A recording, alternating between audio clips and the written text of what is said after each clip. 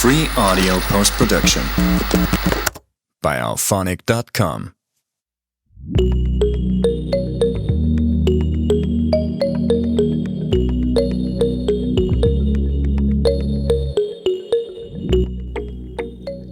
Hello, everybody, and welcome to the Icon series of the Game Changers podcast. I am so excited for you guys to be here with us on this remarkable journey and conversations with legends in their individual industries.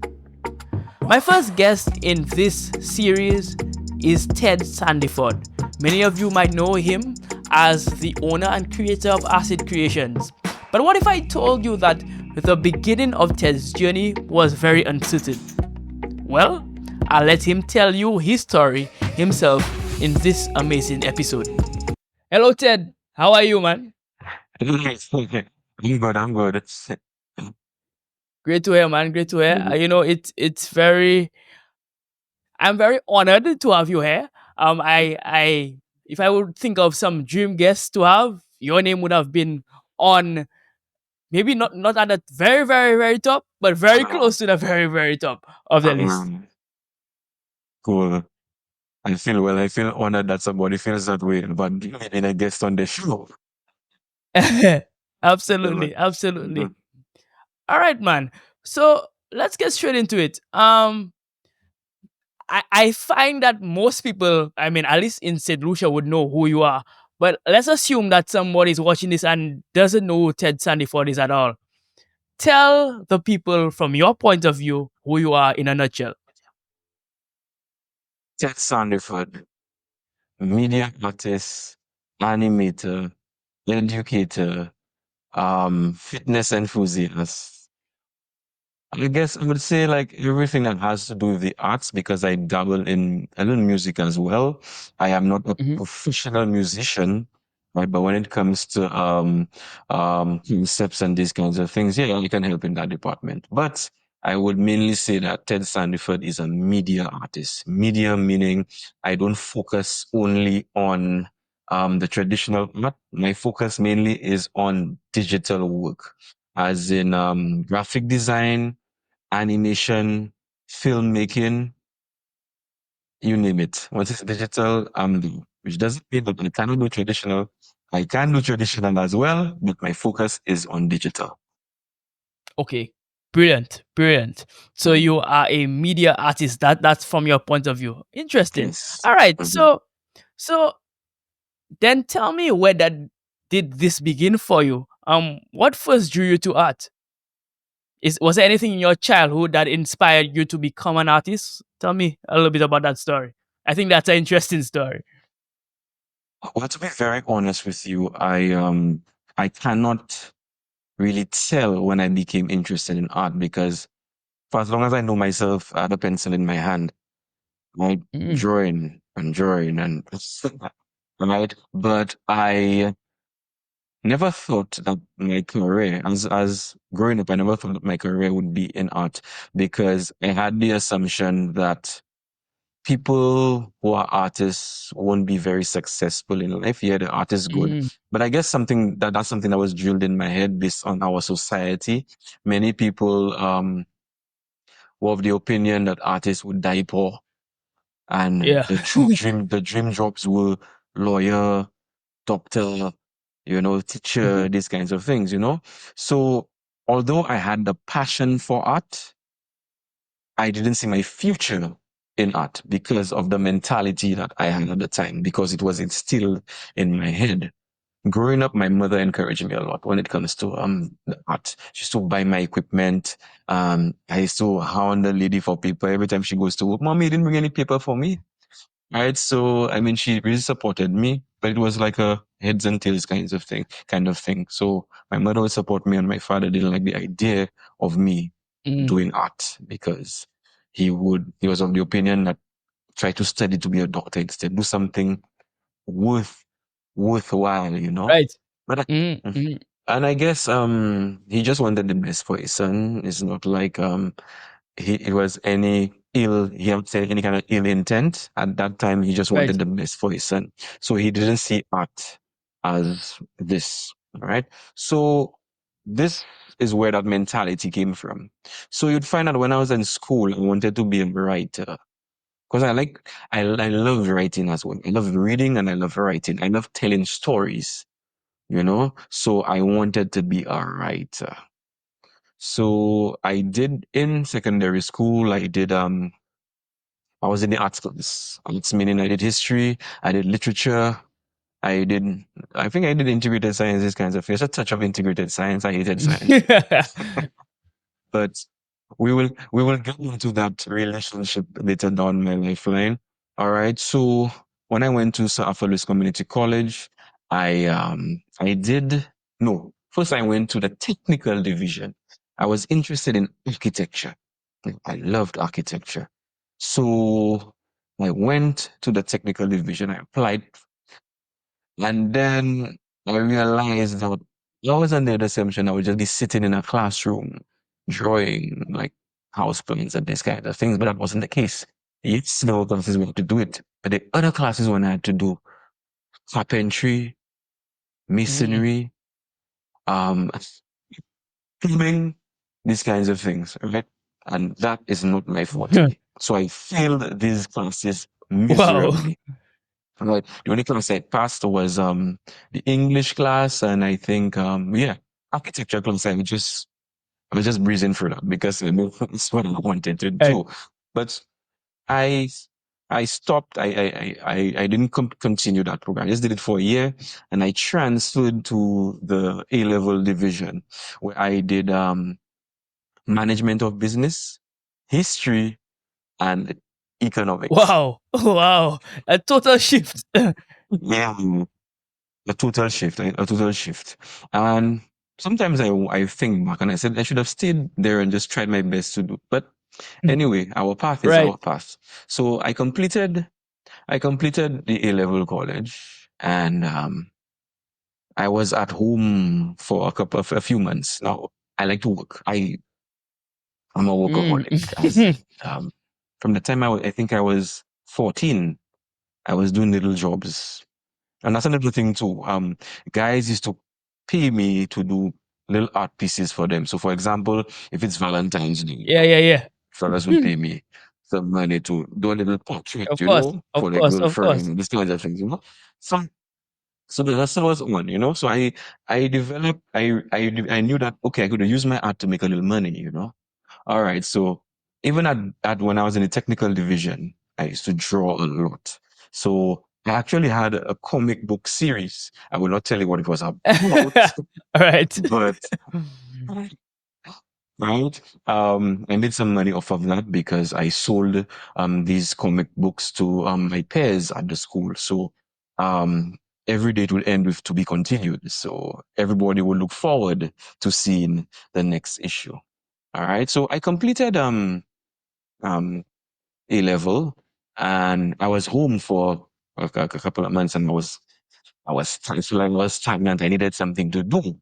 It was then that my art teacher, when I was doing art at St. Mary's College, um, he contacted me and he told me that he was Mm. retiring and he couldn't think of anybody else to replace him but me. Now, teaching wasn't on my radar. Oh, not at all. But then I was always up to a challenge. I didn't like staying in my comfort zone. I was always up to a challenge. So I took on a challenge and I started teaching at St. Mary's College in the year 2000, September 2000. And fresh out of A level, I think at the time I was 20 years Young. teaching Very young. boys that yeah. So if we're really checking those that were in from the boys that were in from five, right? When I was actually in school with Yeah. them when they went from Mm-hmm. one. Yeah. So I was kind of nervous about that. How will the boys view me? You understand? So I took on that challenge, fresh out of A level and so on. I was nervous, but as I developed, because the thing about it is I always had the mentality that we learn from each other. So from the get-go, I would explain to the student that I don't see myself as a teacher. I see myself as a facilitator when it comes to visual art. We bounce information and we learn from each other. So, I mean, I developed a good relationship with my students and so on. So I taught at St. Mary's for 2 years. And then I decided to go to teachers college, right? So I did that. I was at my third time. In fact, it was my third time at South Louis Community College. Wow. So I went to teachers college. I spent 2 years teaching, doing my teaching, education there. So after that, I went back to St. Mary's College. I was still on staff. I was on study leave, and I returned to St. Mary's College. So then I kept on teaching, but my interest shifted. So I didn't want to be a writer again. I wanted to be a graphic designer. So I developed my skills in graphic design as well. Now, the same thing about me. Once I'm interested in something, I will go all out and study that particular issue, that particular topic. I will do that. So I was having a discussion with one of my students, and he was telling me, "So I know you want to do graphic design, but why not do animation instead?" So I'm like, "Animation? Why?"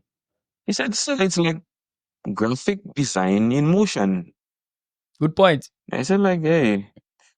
So yes, it was this student who actually introduced me to this software called at the time it was Macromedia Flash.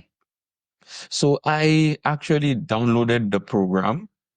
Well, I downloaded it as in I will not tell you how I got the software, but I got all of it. So and I actually locked myself in my room for like a weekend, and I learned that particular software. And it was then that I said, okay, that could be something. So I showed my friends my work, so on, because I already knew how to draw cartoon characters. So I'm actually making them move now. So one of my friends showed his friend, who friend was a DJ. He's still a DJ now, DJ Play. So DJ Play told me, yo, Ted, I'm having a session and I want to do something different. I have a little airtime with DBS. So let's try and do a cartoon. So I told him, okay. The session's name was Outside. I remember the name for that session. And he allowed me to do the animation and so on. And then I did that, and that ad was being played on DBS prime time. And it was from that point that people asked Play, who did that ad for you? And Play would refer me and so on. And then I started getting jobs from other DJs who were having parties. And then I started to get jobs from the corporate world, as in so a couple of jobs from M&C, Valmore, these places. And this is when I started to see that there's actual value in the stuff that I do. So why not get myself qualified, man? So I looked at animation schools. I went all over the place. Okay, and I went online looking for animation school. Things are expensive. Yeah. Right. So I hit on the Art Institute. Right. And at that point, I had my family, I had my kids and so on. So I would have preferred to do it online instead of going overseas. So I was looking for an online division of the Art Institute. And then I got the Art Institute of Pittsburgh. Right. So I'm seeing that the tuition for all 4 years would be $120,000 US. Wow. Right. So yeah. But then I had that mentality that when you start something, you have to finish For it. sure. You understand? So I started because trust me, I went all over the place trying to get a student's loan, and nobody would give me any kind of loan. For No art. institution. Right. There was actually one institution I went to. The lady told me, the loans officer told me, why don't you try and study something more lucrative, like Wow. like medicine or something? Why is that you want to do? Because she herself was shocked that they actually had degrees in these kinds of things. Yeah. But even as a teacher, when I was when the students have to select the subjects, the parents are shocked that they actually have visual arts for CSEC, Yep. you know. Yep. Yeah. But anyways, it started off. I took a small loan and I started with the Art Institute, and I was that was a small loan. So eventually, I started to pay out of my pocket Mm. because the small loan I took was just to start. It was just for the first Yeah. semester. Yeah. Yeah. So it was when I realized that money had to be made to pay my tuition. This is where acid creations began, right? Because I was using my business to pay my tuitions for my personal skills, which would go back to the business, which will grow the business. Because as you see, the more I learn at the Art Institute, I would implement what I learned in my business one time. Got you. So I actually saw the evolution of my business. Was the name? All right. Let's suppose you Before. there. Was the name Acid Creations there already, or did that come later? Okay, the name acid was ready, right? Because in my, I would say, Mm. Mm. evolution, I was a DJ Ah, okay. as well, right? So while I was at teachers college, all right, I used to DJ. Mm. Now I always like to be different, Right. right? And there were a lot of DJ mixes out there. So what I would do, based on whatever that's trending, right, in St. Lucia, I would do little skits in between the mixes based on that. They were, well, everybody assumed that, I mean, they had the impression it was very funny. It was Right. definitely Right. funny, Right. Right. right? But you know already, because you're the one doing it, so you don't know. Right? So, I released different acid mixes. There was acid one, two, I think I did up to 10 of them, right? So at the time, acid meant audio through in defiance, Okay. as in defiance of the norm. Right. Right. You Right. always try to be Different. Yeah. different. Mhm. So I did acid one, two, three, four, five, six, and then in acid seven, my friend Scadi and the Scadi Eugene was introduced, and he was a DJ as well, and we worked together, right? And we did some, I would say, some extraordinary things when it came to mixing and so on. It's a norm for us now when you see a DJ come with his laptop or with his other laptop and they playing from the laptop. But in these times, in the year to let's say 2023, Mm-hmm.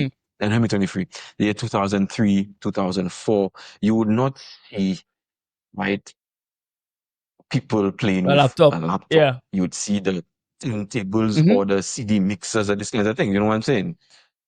But Ted Sandiford and Scadi used to reach into people's With a session with a laptop. laptop. A laptop. There were sometimes I was bringing my whole desktop. Wow.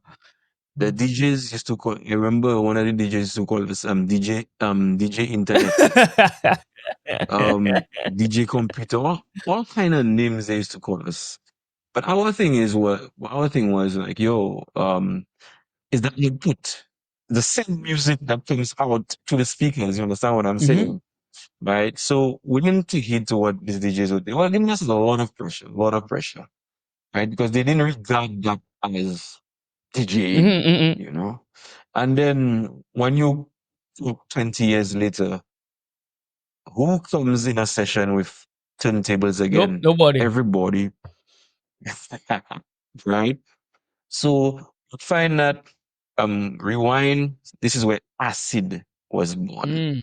So I kept that name for the business. So at first it was Acid Designs because I was a graphic designer at first Right. and so on. Mm-hmm. So and then when I started to delve into more things like the animation and so on, it became Acid Got Creations. you. Artistic, creative, innovative, dynamic creations. Wow. All right. So this is what acid means. So that's basically the evolution of acid right now. Okay. So I university for me was very painstaking in Mm-hmm. the fact that to continuously try to get to work or to get the money to pay tuition was very daunting on me. But I was only looking at the end result. There was a point when I was stumped and I had to take a break from school because just didn't have the funds. All right. So I had many breaks like that. But towards the end, I realized that, yo, Ted, you have to finish that. Mm-hmm.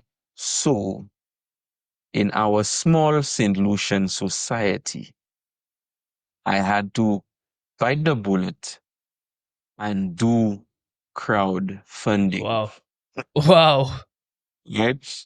Yeah, man. So I look at all the platforms. I look at GoFundMe. I say, no, no, you don't want to use GoFundMe Right. because there's a Lucians, the Lucian mentality Yeah, and so yeah, yeah. on. Because the thing is, I went to different banks to try and get the money to finish school, but I was not getting any Right. loan. They don't give loans like special student loans and these kinds of things. You understand what I'm Yep. saying? So that was a stress for me. So that's where I felt cornered, but something told me that I have to finish this. Mm-hmm. So I did the crowdfunding approach with this platform called Indiegogo. Yes, yes, I know that one. With Indiegogo, yeah, because with Indiegogo, you actually offer a service. Mm-hmm. Yeah. Mm-hmm. And the people will contribute or whatever. If they don't want the service, they tell you they want this, want to contribute, which is what's fine by me. And so I actually raised the money before the time. Wow. So I actually made more money to pay my tuition. So, yo, I was so happy and I felt so Mm-hmm. blessed that people actually believed in me so much that I got the funding for that. So I completed school, you know, and I actually graduated. I mean, I was the valedictorian, Wow. right? Yeah, man, I was a valedictorian. So, well, my speech and everything is on YouTube as well. Probably later on, I could send you the link or For whatever, sure. right?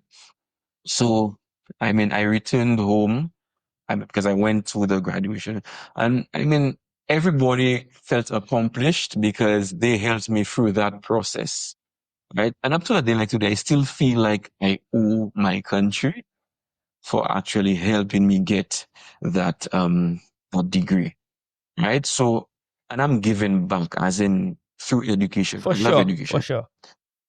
I do not like ignorance, you know? So when I see somebody doesn't know something, right, I try my best to educate them because ignorance is our downfall as human beings, you know? Yep. The more we learn, the better. But at the same time, sometimes we use our knowledge for negative stuff, which is Absolutely. so So here we have now Ted Sandiford, the animator, the graphic designer, even the writer and so on, right? But while I was at the Art Institute, I developed a love for filmmaking because they have some classes where I had to be able to use the camera, these kinds of things for backgrounds and so on. So I had a love for filmmaking. So I started to delve into producing music videos Mm-hmm. Mm-hmm.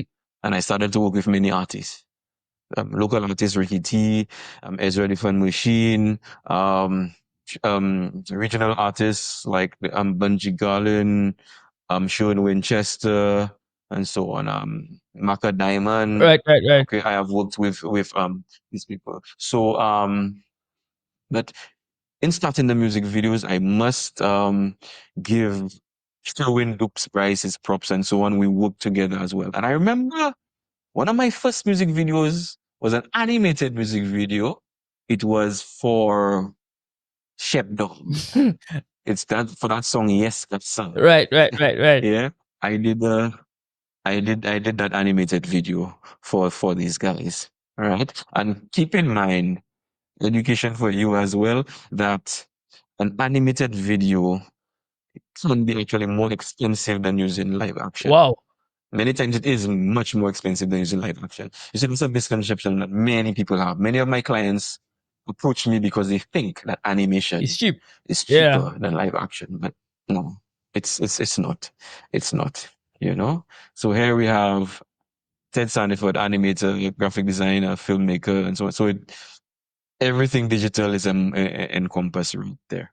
All right. So I I was focusing on, I say I'll focus on my business, you know, education thing. Right, right, right. I finished with going to school. I finished with going So to you school. thought. So man, when I got my degree, I I was qualified now to actually go to teach at Sir Arthur's Community College, right? And they had just introduced, well, they had digital media and they were looking for a digital media lecturer. Now, I had been working at Sir Arthur's Community College as an adjunct lecturer. Okay. I was teaching after hours, right? So now that I was qualified to be a lecturer, I took the jump and I transferred. If I not transfer, I went to teach at Sir Arthur's Community College. So right now I'm the lecturer of animation and design at Sir Arthur Lewis Community College. Wow. Right, and it's a wonderful experience. I like to transfer the knowledge to my students, and I also like to let them, in fact, let everybody know that we have to evolve For sure. ourselves. If you notice, like you have a cell phone, right? And if let's say you have an iPhone, every so often we have a new iOS. Mm-hmm. Right now we're on iOS 18, right? 18? Yeah, we're on iOS 18. So software keeps on updating and updating. So we ourselves need to update as well. All right. So I always try to drill that in my students. So I'm constantly going on different forums and whatnot, trying to. Now I do remember saying that I was done with school already, but then an opportunity arose where I had to study, given the opportunity to study in South Korea, Wow. to study virtual reality. So I would attain my master's degree in virtual reality, sorry, if I opted to take on the scholarship. And I accepted. I accepted.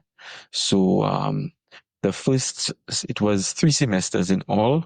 The first 2 semesters we did it online, and the last semester we had to travel halfway across the world to South South Korea. Korea. And this, yeah, man, and this itself was another part of my evolution, because when you work in a different culture altogether, right, you actually add different elements of art that you didn't know about in you, Yep. right? So I learned a lot. I learned a lot from the professors.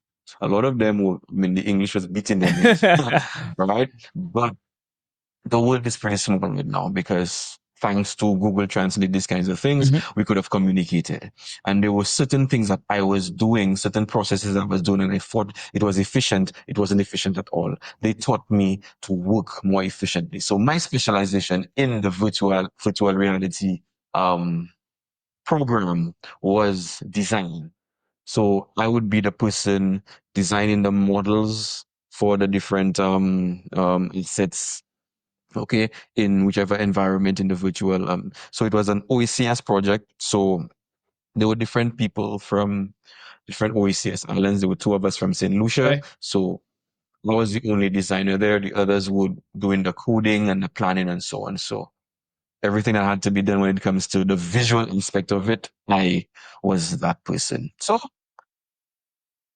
I attained my master's degree in virtual reality from Namsong University.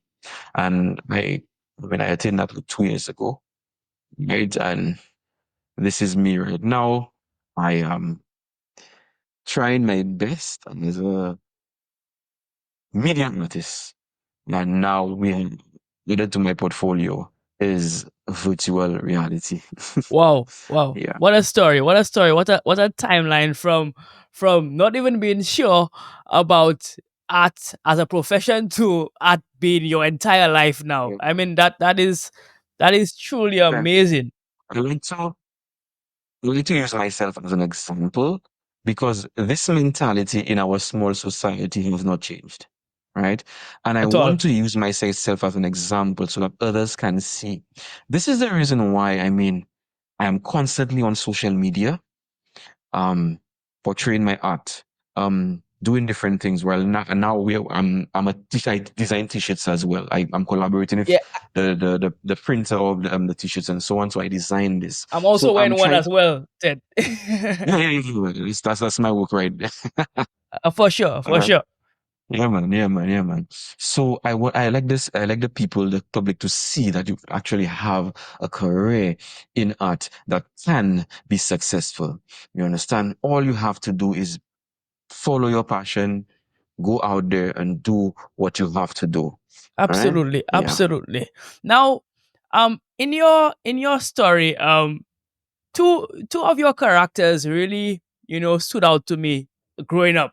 Um, I would have been in primary school at the time. I'm not trying to date you, Ted, but I would have been in primary school at the time, and Coco Boy and Gerard were everywhere at a certain time. I mean, they were in all ads. Um, They were on written material as designs and all these type of things. Where did you come up with these two iconic characters? That is a question that I've always wondered about. Okay. So remember I told you that we tried to make our acid mixtape when I was a DJ different. So that's why I Right. implemented the different skits. This is where Kubo Okay. and Gerard were born, right? Before the visuals were done, these were characters in the skits. I think Kokobo and Gerard were introduced in Acid 8. Yeah, Acid 8. Acid 7. They were having a party Okay. at their home or something. And yeah, it was here. That's where they were introduced. Right. I remember Scadi and I were brainstorming. So we knew the storyline already. Is a fit the fellas have it at their home. They are teenagers, and Coco Boy parents going overseas, and they're having a fit at Coco Boy home. No, well, at the characters' home. So we're trying to think of a name for the characters. Now, Coco Boy's name was already there, and one of the characters is Coco Boy. So then all of a sudden, Scotty would say Jared. So why Jared? So because Coco Boy is a nickname already. So when you have a name like Jared, Right. it just interesting. Super Boy and Jim. So we were just there in my bedroom, right? Because that's when the studio was in my bedroom at the time. So Coco Boy and Jim. Coco Boy and Gerard. You like the sound of that? Yeah, man, that's sounding good, man. Okay, so this is it. Coco Boy and Gerard. So this is when our partners were born. So basically the two teenagers just got Trouble, themselves yeah. in a whole heap of trouble. Now, Cardi was also the editor of the Yeah. Yo magazine. Right? So then they wanted something visual, like a comic strip. So Scotty asked me to think of something. And I couldn't think of anything. So then Scotty goes like, but then we have the content already. Like, what are you talking about? We went here, we have all the stories from the ancient skits already. You don't have to be just put visuals to it. Oh yeah. That's why I got a Yeah. eureka moment. you know? And then I designed the characters Hmm. for Coco Boy and Gerard, and then actually made a little universe, the different characters for that. Right, we had More Pure, we had Mm. Latrina, we had different characters around that. So yeah, so Coco Boy and Gerard started from audio to stills, and then when I started with the animation, I'm there like, yo, I have two signature characters there already. So I started to animate Coco Boy and Gerard. So this was the evolution of Kukubo and Jira. This is where they came from. Right? And they're still my beginners there today. We treat them like children. Yeah, yeah, We yeah. treat them like children. And actually somebody approached me already to buy the characters, like to No, get no, an no. exclusive rights. Nah, I you told can't do them that. no, no. These are my characters. And Mhm. then also you have some iconic skits. I think of the solid waste. And that's one of my favorite ads of all time. He's nasty, they nasty. Malpop, yo malpop. Mhm. So that's one of my favorite ads of all time. So you have that, and then you also have, well, I don't know if it was an ad, but I remember the market scene ad. Well, at least Mhm. a market scene skit. I mean, bitches, yeah, bitches. So these Yeah. things were just iconic, just, I guess, just humorous, but it also really told a story. So how did you go about putting these things together, whether it be audio or adding the visuals together? How what is your creative process? I'm guessing. Okay. Well, in a production like that, just let's just say I'm going to the business, the cruise thing. I would, it was the concept was already there because it's a story that has been told over and over. I think I got that story from my grandfather, Right. right? So Mm-hmm. what I did, I tried to flesh out characters. So the main character here is this guy who just come down, he just come from the States and so on. So Right. I would, I mean, analyze, think when people come from the States, what do they do? It's some of them have Right. the gold chain, they have the fitted, Mm-hmm. and they have the little the Lucian American accent, hey man, what's up, Right. Right. man? Right. So Right. that's Right. when that's another thing too, like most of the characters, the voices are me. So in this particular Mm-hmm. production, it was me who was the voice of the old man and Right. the Right. Right. American guy. So, hey man, what's up? And the woman was like, quotation. So, to us being in a small country, you have to Right. be a one man show when it comes to production. Yeah, for Yes, sure. it's the sad reality, right? So I would do the voiceover and then put the visuals, put the characters and so on. I would do a mini storyboard as to how I'm going to put the different scenes. And afterwards, I would do the animatic, where I would put the audio to the elements of the storyboard. And then on each scene, I would just animate each of them as it is opposed to the as it matches the animatic. And that's where the production comes in. The last thing I would do probably is put the background music, these kinds of things, and the text because there was translation on it too as well. Got you. Hmm. Got you. So yeah, I'm seeing that it really is a bigger process than a lot of people believe. It's I mean, they see the tedious. final product, It's but tedious. it takes you a while. It takes me a while because what I just explained to you here was just a creative production, my own creative production. But when I have to work Mhm. for a customer, a client, it is more painstaking than that because I have to do something from scratch where I have to look at the vision of somebody else, right? Take, for example, let's just say I have a production to do on saving the environment. We have to go out and do Mhm. research, all right, about which aspect Right. of the environment and so on, the best thing how to do. And then we have to have a balance. Let's just say we have different people in a particular production, characters. I have to get a balance of male and female, these kinds of things, so that certain people will not be left out, right? That's an Right. issue you Right. have to.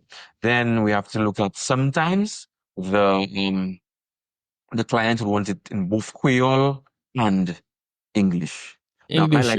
Right. I like to be correct when it comes to these kinds of things. So I have to then Right. hire Mhm. a Creole translator. Right now, I Mhm. can Mhm. understand Creole. I can speak Creole to survive, but I am not fluent. So there, I have to hire somebody. So usually, it's the same translator to do the voiceover for me as well. Mhm. All Mhm. right. So that's another aspect of it. So then, when I do the English version, I have to do the Creole version as well, and and a lot of people also have the misconception that, let's just say, a 60-second animation would be more expensive than a 30-second animation. That's not the case. Let me explain. You Mhm. can have seconds of two people just talking, just doing, Right. that would be less animation. It's opposed to a 30-second animation where we have two characters dancing and flipping around the place and doing whatever. That is more Mhm. animation. You understand? That's more movement, it's more motion, Yep. right? So it would be more expensive than two people just having dialogue, you know? Absolutely. Absolutely. Now, I want to talk to you about work-life balance. I know that you are a family man, a man with a big family, who has to manage a lot of things as a father, and but also as a businessman, as a creative, as a teacher, as all of these other things. How do you find balance? To be very honest with you, that's a work in progress for me. Um, Okay, all right. yeah, it's a work in progress for me because to be very realistic, usually some things suffer at different times. When I know that Mm-hmm.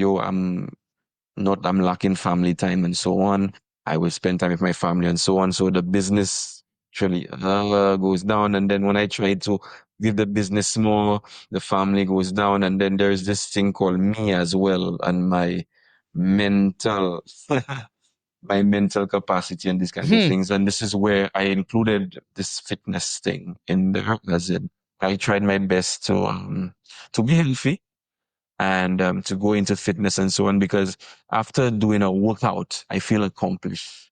Like I did something for me for the day, and then I'll be able to take Mm-hmm. on any other task for that day because I feel accomplished.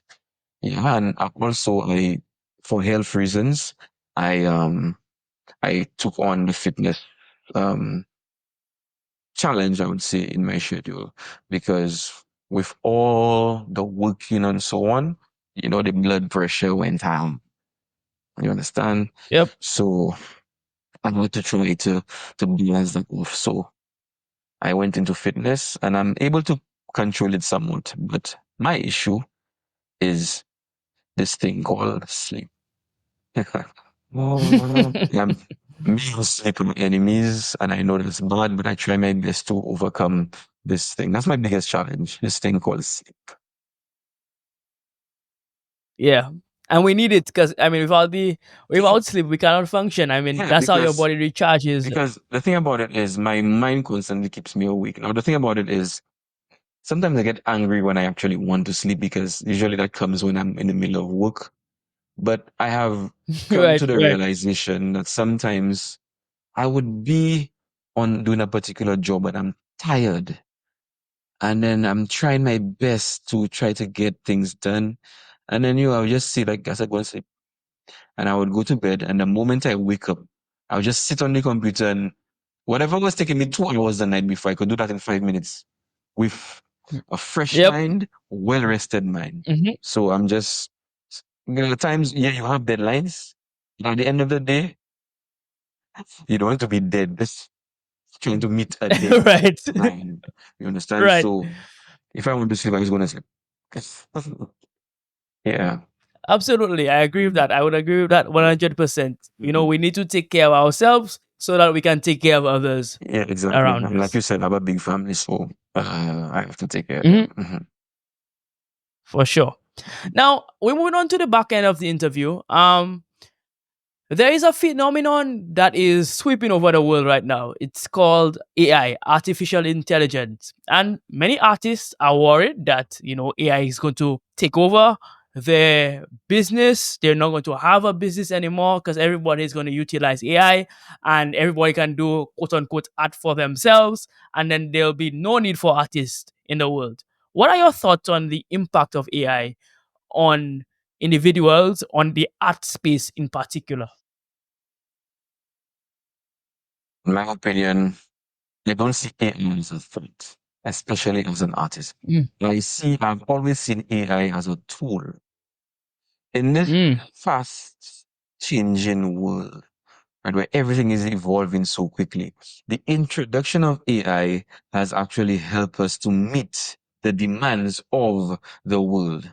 Take, for example, let's just say I have 3 customers who have contacted me. All three right. customers are in the same business. Let's just say hairdressing. So and they want logos. Let's say all 3 of them want logos. Mhm, It can't give these people the same concept. Understand? So I would probably go on to an AI platform and just tell me, just put in the prompts and they will generate mhm. some stuff for me. Now, the AI images, I use them as inspiration. Okay. I won't Creation, just right. take because the way AI works is that it just generates stuff, taking things from the internet and just fuses them together, especially when it comes to the art. Mhm, Right. So there's a mhm, possibility that somebody might have something similar. All right. So what I usually do, I generate let's just say for one logo, I'd probably generate about 10 images and then just get little inspiration from each of them, and then it will spark my mind. All right. It actually helps me generate ideas for my productions. Now we have people who just take whatever AI give them, they just take it in there. Yeah, it's a no. But I'm using logo creation, right, as an example, but there's a whole process behind that. Take, for example, when I design logos, right, I get to know the client. I get to know what Mhm. colors they need, what colors they want, although you could add that to a prompt. But I like to do things personally where I have a meeting with the client. Because for me, Mhm. you never get exactly what you want when you use AI. It's still evolving, so it won't give you exactly what you want. And there are times you have to give it so many prompts as like it feels like you're wasting time because you got to just sit down there, enjoy your stuff, and get all your concepts together, and then you actually get what you want, right? Right. But in a nutshell, I'm just seeing AI as a tool. I am not threatened by AI at all. We are now forced, right, to evolve our art, right, to Mm-hmm. make something better. And ironically, with AI, when it comes to the generation of hands, the irony behind that is AI hasn't gotten the hand properly yet, hands and feet. And No, no, no. these are the hardest things to actually draw in real life, right? Because of all the Wow. different parts on the hands, all the different parts on the feet Mm-hmm. that have to be in proportion. All right. AI hasn't gotten it. And many artists haven't, in real life, they haven't got it yet. They hide from using joint hands and these kinds of things. But so I don't see AI as a threat Beautiful. at all. We should embrace it rather than fighting it down. The reason why I say that is because AI not going anywhere. AI not going Exactly. anywhere. Google, when Google started a search engine, all right, it started off, people didn't know what it was. Now everybody uses Google. So now, as a teacher, right, as a teacher, many teachers see AI as a means of the children cheating. But I Right, actually right, right. actually encourage my students to use AI. If you're not sure Mm-hmm. about something, go on AI, generate your thing, but make sure you ask it for references. So you see if the reference is Absolutely. credible or not. Then what I do, when you come to class, you and me, we having a discussion, The right? Read what you learned about that. oral test. Exactly. Mm-hmm. So you have to make sure that you understood what you generated and you have to give me that assignment in your own words. And even if you make the AI Yep. paraphrase it for you, sit down there, close your notes, close your laptop, close your tablet, and let's have a discussion. Tell me what you know, right? So the advent of AI has caused us to change the way we teach and make it more personal. Mm-hmm. You understand? Yeah.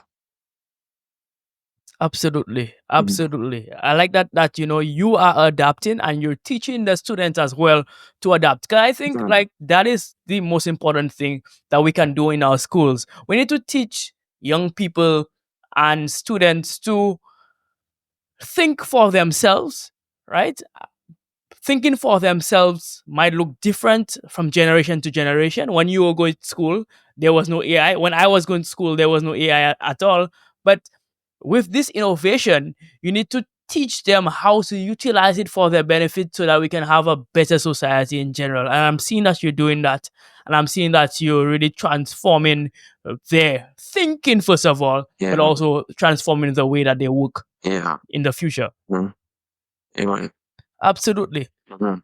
Now, my final question to you then will be, what general advice would you have for aspiring artists? Individuals who want to get into the arts but are afraid. I mean, I think your story gives some advice, but summarize it for me for my audience. Okay. I will use a phrase I learned from a movie. I think it's Rocky, right? Where he said that your best friend when it comes to challenges is fear. It is okay to Mhm. be afraid. It's okay to be afraid of the unknown. It's okay to be afraid of the future. But you just have to believe. You have to believe in yourself because let me tell you something.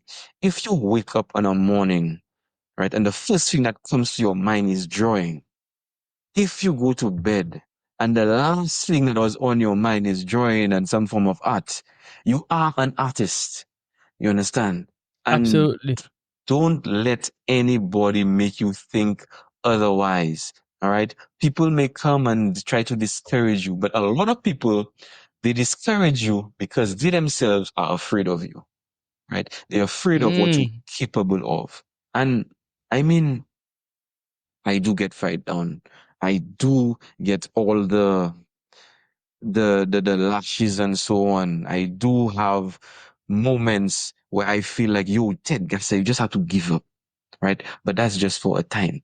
That is just for a time. Your time to shine will come, right? And don't hide your talents. Do not hide your talents. Now, believe it or not, believe it or not, I am an introvert, right? I, I can't believe that. you know, So am I. yeah, I'm a shy person, right? But Mm. because of my love for the art, because of the love I have for education, right? I'm coming out of that comfort zone of me being to myself in a corner. I'm coming out of that comfort zone so that others can learn for my craft, for our craft. So I'm coming out of that. So my point here by saying this is that we should always be out of our comfort zone. I always tell my students, when you are looking for ideas for something, do not, do not do the first thing that comes to your mind. Why? Because that's the first thing that will come to the other person's mind. You understand? As well. So, Mhm. yeah, so doing the first thing would be in your comfort zone, but you have to dig deeper. You have to dig deeper to get out something that's different. And that's the ultimate, I would say obstacle when it comes to being an artist is producing something that is different. And that's where we will be, well, how do you say it? Discouraged, right? Because we have this thing where we compare ourselves to other people. And see Mm. social media actually feeds the discouragement. We have to, and that's advice I have to give I'm giving to the upcoming artists right now. People will post their best art. They will not post their worst art. Now, that's why I respect artists who actually post timelines of where they started. Now, this one regret the wrong level. I should have saved all my work from the time I was a little boy so that people would see the stick Mm. men I used to draw, right? And as I evolved, I got better. Artists, they just post the best work that they have done. So you'd find that many people who are budding artists, they tend to be discouraged because they're like, yo, yes, yeah, that man work is, man. Wait. I will never get to that point. Nah, man, it's a process. If somebody were to ask me, how long have I been an artist? I will have to tell them because I'm 44 years right now. I will tell them I've been an artist for 44 years because every Wow. single um piece that I took in life added to my art. Even if, I mean, even if I went to technical college first and then I did architecture and so I learned something that added to me transferring to A level doing management of business, which helped me actually because I'm in a business now. You understand what I'm saying? So every single thing Absolutely. added. Now remember I was saying that I never liked science. I ended up loving science because I realized that animation itself is science. My degree is a The science. bachelor's in science. My master's is a bachelor in science because animation is movement. Movement is Mhm. physics. Physics is a science. Is science. Yep. Right? Yeah. So that's another advice that I will give to the upcoming artists. Don't think that because you want to do art, you will forget about the other subjects. Nah. You see, the math's important. The math's very important when it comes to the English communication, these kinds of things, very important. It's these things that help me with All right. My career, communication, understanding different things. If I have something to do based on the landscape, I will implement what I did in geography. You understand what I'm saying? When I'm Mhm. doing 3D animation, I have to do a lot of topography when it comes to backgrounds. There was one time I had to do the whole St. Lucian Harbor for my virtual reality project. I had to do the whole harbor. So that means I had to do a Wow. contour first, right? And then elevate that. So all is geography, all right? So don't take the other subjects for granted, all right?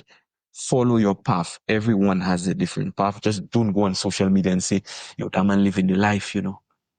Every time I see that man in a different part of the world, he have so many rights, whatever, whatever. You don't see how the man attain his rights. You don't know what path the person take. That is not your path. Follow your path. All right. And you will get there. Absolutely. That is perfect advice for anybody, not just artists, but individuals in life in general. Follow your path and your time will come. Ted, I want to thank you so much for coming on to have this conversation with me. I see you as an icon. You might not see yourself as an icon, but I do. And I know I'm not the only person who sees you as an icon. You have been an inspiration to young creatives, individuals who never saw themselves as creatives like myself. Now understand that I have always been a creative because of your insights, because you have been so willing to teach other individuals about art and about creativity. And I want to thank you so much for that, and to thank you for the work that you've done. And I look forward to what you will do in the future. Thank you so much, brother. This has been yet another Game Changers episode. This is part of the Icon series that we're putting together. Remember to like and subscribe. There are so many more amazing guests still to come. I look forward to seeing you, to hearing from you in the comments. Like and subscribe. We are on Spotify, YouTube, and Apple Podcasts. Wherever you get your podcast, you can get Game Changers. As usual, stay hungry, and I'll see you next time. Bye bye.